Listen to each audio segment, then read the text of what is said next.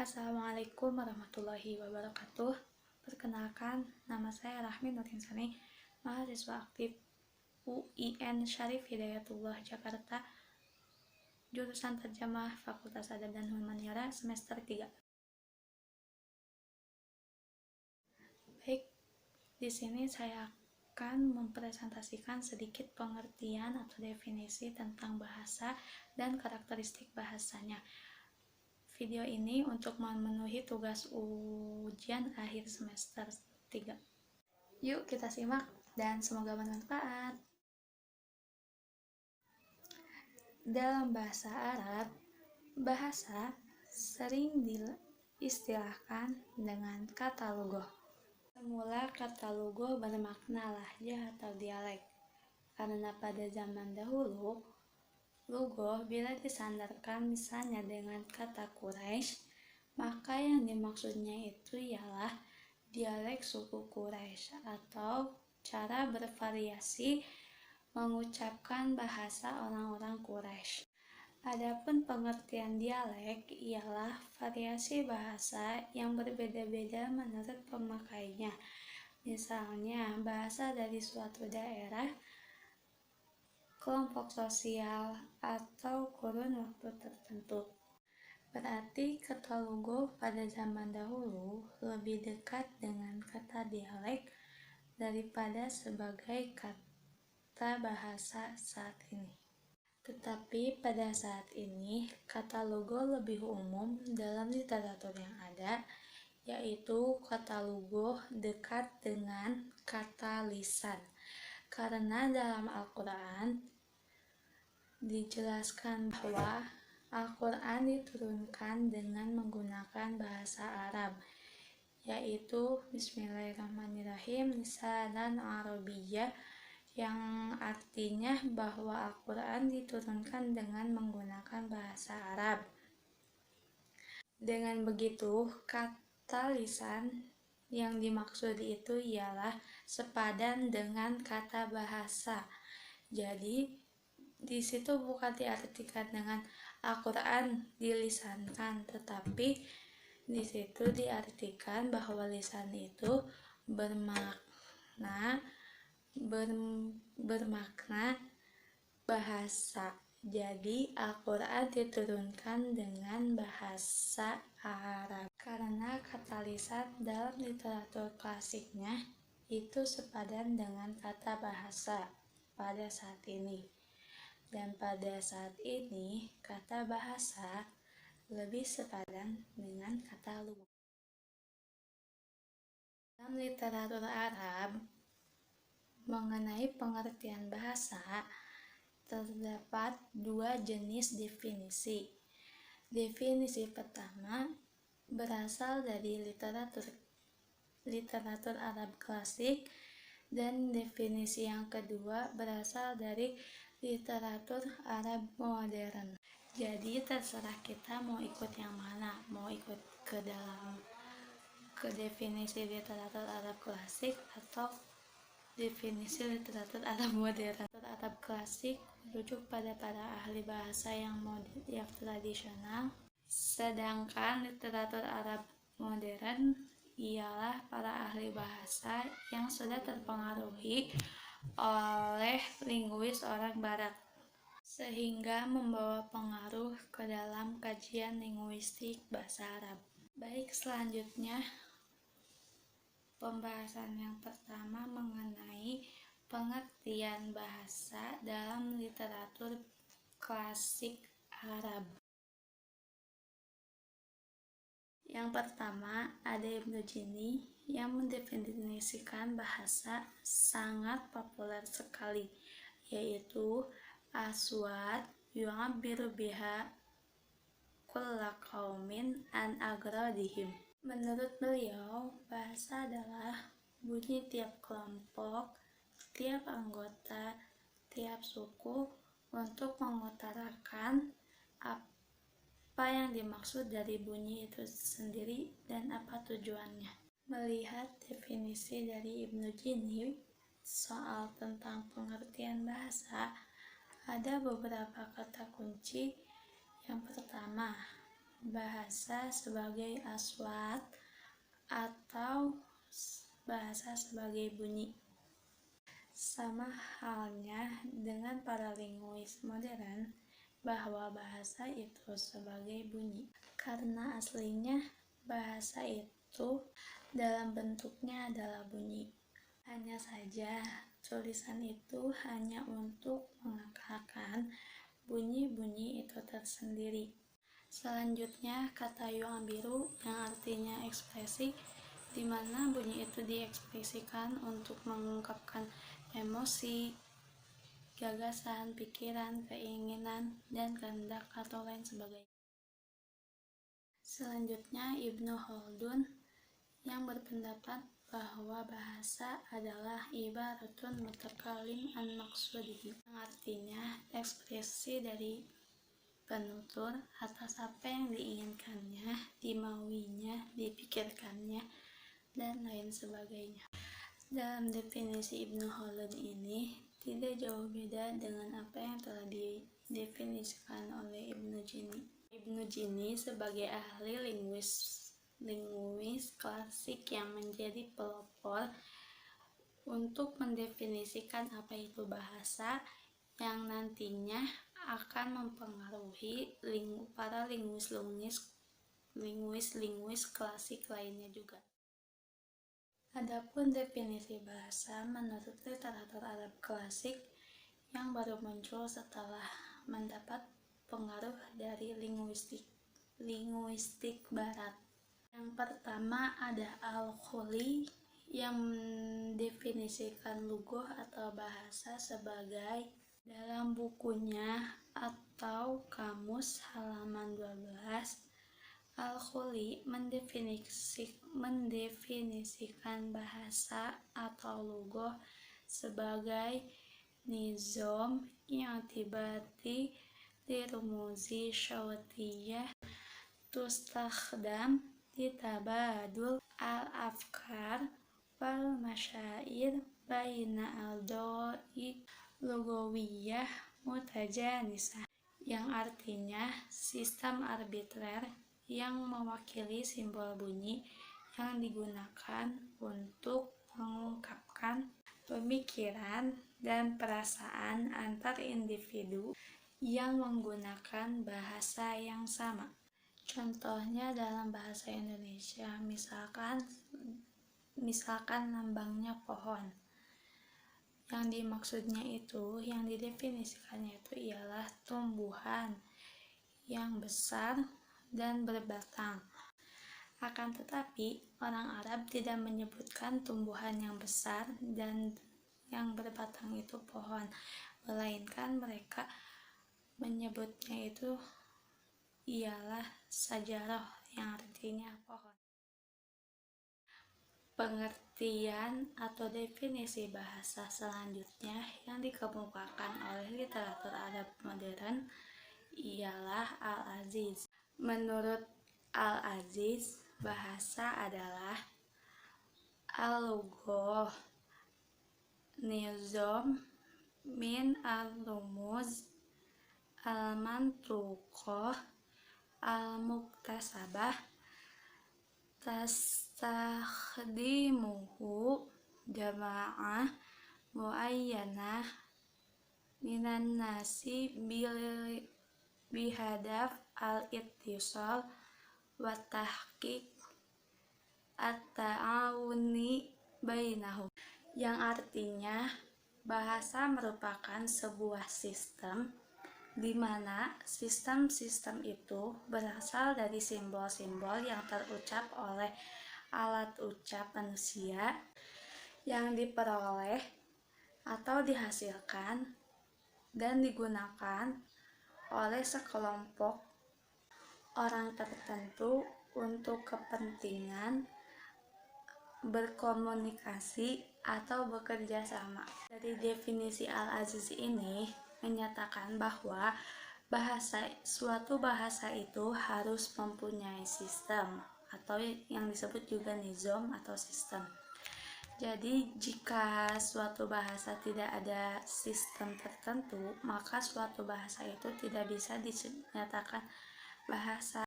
Karena mutlak, bahasa itu harus mempunyai sistem tertentu. Selanjutnya, Al-Aziz mendefinisikan bahwa bahasa ar-rumuz as-sautiyah, yang artinya simbol-simbol bunyi. Sama halnya seperti definisi Al-Khuli yang telah dijelaskan tadi, Al-Khuli menyebutkan bahwa bahasa itu ar-rumuz as-sautiyah, yang artinya simbol-simbol bunyi. Secara konsep, makna itu sama, akan tetapi simbol-simbol bunyi itu harus dipelajari dengan sebaik-baik mungkin agar menghasilkan suatu bahasa yang baik pula. Jika bunyi dijauhkan dengan lingkungan bahasa, maka nantinya akan ada kendala dari bahasa itu sendiri. Setelah kita mengetahui apa itu bahasa, definisi dari bahasa dari literatur Arab klasik maupun literatur Arab modern, selanjutnya ada karakteristik dari bahasa itu sendiri. Yang sekurang-kurangnya ada 12 karakteristik dari bahasa itu. Karakteristik yang pertama yaitu bahasa sebagai sistem atau al-lughah an-nizam. Suatu bahasa pasti mempunyai suatu sistem dan mempunyai satu pola yang bisa dikenali sehingga bisa digunakan oleh para pengguna bahasa. Bahasa sebagai sistem bersifat sistemis dan sistematis. Bahasa yang sistematis itu tersusun dari satu pola.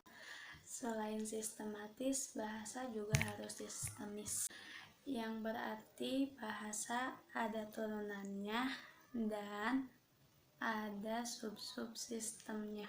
Subsistem itu terdiri dari 4, diantaranya fonologi, morfologi, sintaksis, dan semantik.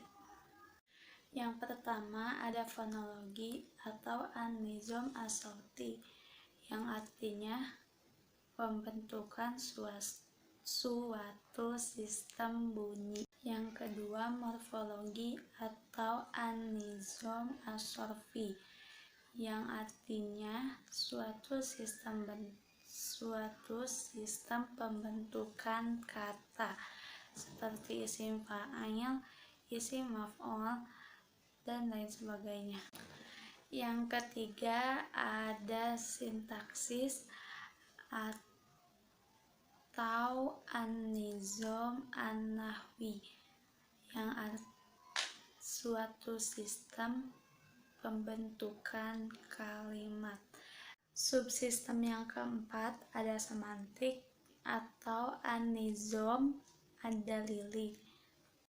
Subsistem yang keempat ini untuk pemberian makna dari ketiga subsistem terdahulu.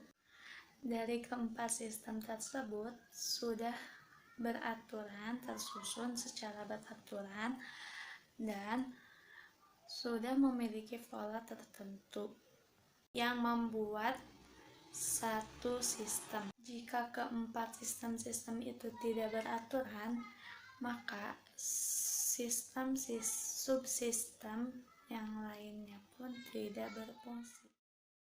Karakteristik bahasa yang kedua ada bahasa sebagai lambang atau al-lughah ar-rumuz.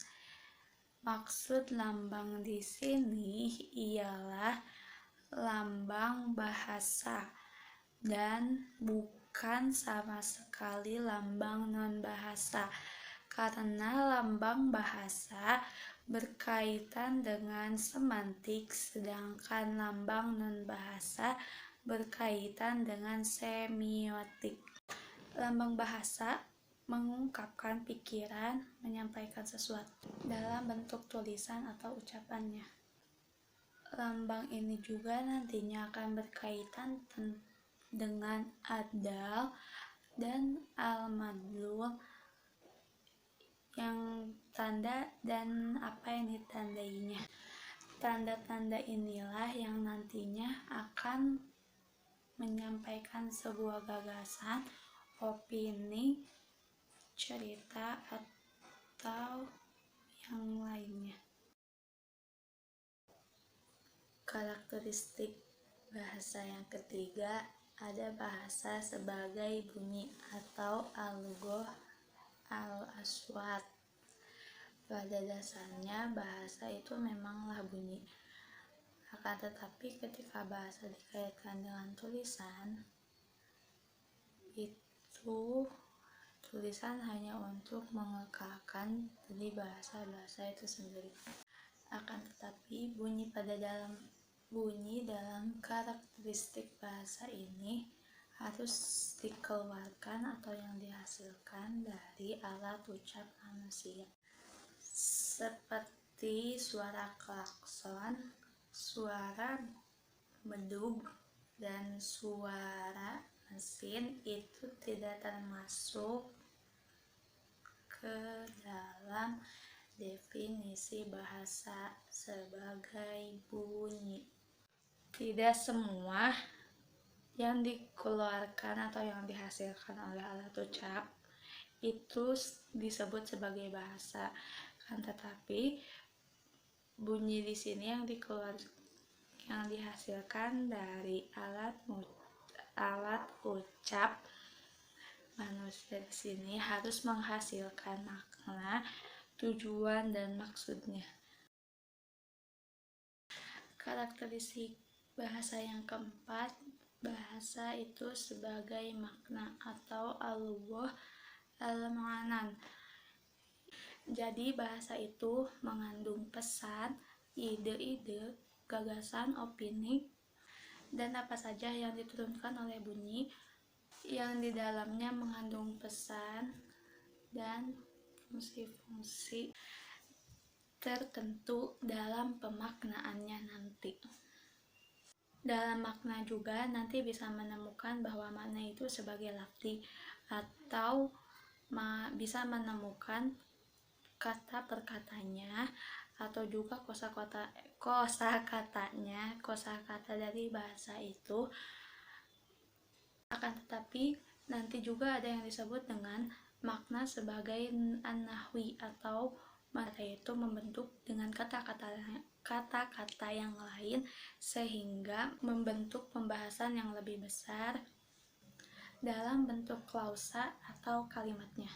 Selanjutnya nanti juga makna bisa disebut dengan at-tadwil atau asyiak, at-tadwil dan asyiak, yang artinya makna itu pragmatik dan konteks yang berkenaan dengan wacana. Karakteristik bahasa yang kelima, bahasa itu sebagai arbitrer. Arbitrer yang artinya mana suka atau suka-suka. Tapi di sini arbitrer di sini mengungkapkan bahwa istilah arbitrer di sini ialah tidak adanya hubungan antara lambang bahasa dengan konsep atau pengertian dari lambang tersebut. Istilah arbitrer di sini ialah tidak adanya hubungan antara lambang bahasa dengan konsep pengertian yang dimaksud oleh lambang tersebut pada kesepakatan para penutur bahasa dengan masyarakat bahasa yang bersangkutan.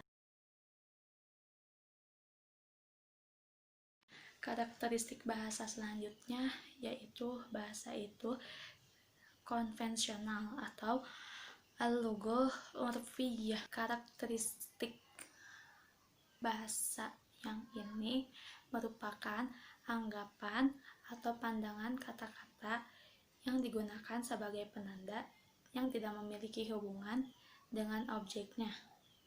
Anggapan atau pandangan kata-kata yang menjadi penanda tidak memiliki hubungan dengan konsep, tetapi berdasarkan kesepakatan dan kebiasaan masyarakat terdahulunya secara arbitrer. Karakteristik bahasa yang Selanjutnya, bahasa itu produktif atau al-lughoh al-muntijah, di mana bahasa yang digunakan untuk menyampaikan informasi, pesan, atau gagasan yang baik secara tertulis maupun lisan. Karakteristik yang kedelapan, bahasa itu universal, di mana yang artinya bahasa itu dapat dimengerti secara keseluruhan, mulai dari kata, kalimat, frasa, klausa, dan lain sebagainya. Karakteristik bahasa yang selanjutnya yaitu bahasa itu dinamis atau al-lughoh dinamiyah, yang merupakan bahwa bahasa itu selalu mengikuti perubahan dan perkembangan zaman. Karakteristik bahasa yang ke-10, bahasa itu bervariasi atau al-lughoh mutasyabihah, yang mana bahasa bervariasi ini merupakan adanya kegiatan interaksi sosial yang dilakukan oleh masyarakat atau kelompok yang sangat beragam dan dikarenakan oleh para penuturnya. Karakteristik bahasa selanjutnya, bahasa itu komunikasi atau al-lughoh ittisal. Pada dasarnya, bahasa itu merupakan fungsi utama dalam berkomunikasi, karena bahasa merupakan alat komunikasi yang paling efektif untuk menyampaikan gagasan, pesan, pikiran-pikiran, ide, opini, dan lain sebagainya untuk mengetahui maksud dan tujuannya. Selanjutnya, karakteristik yang terakhir ada bahasa itu budaya atau al-lughoh tsaqofah, yang mana bahasa merupakan sarana terpenting dari satu bangsa ke bangsa yang lainnya. Dengan kata lain, bahasa ada di bawah lingkup kebudayaan. Mungkin cukup sekian dari saya. Mohon maaf bila ada salah kata. Wabillahi taufiq wal hidayah. Wassalamualaikum warahmatullahi wabarakatuh.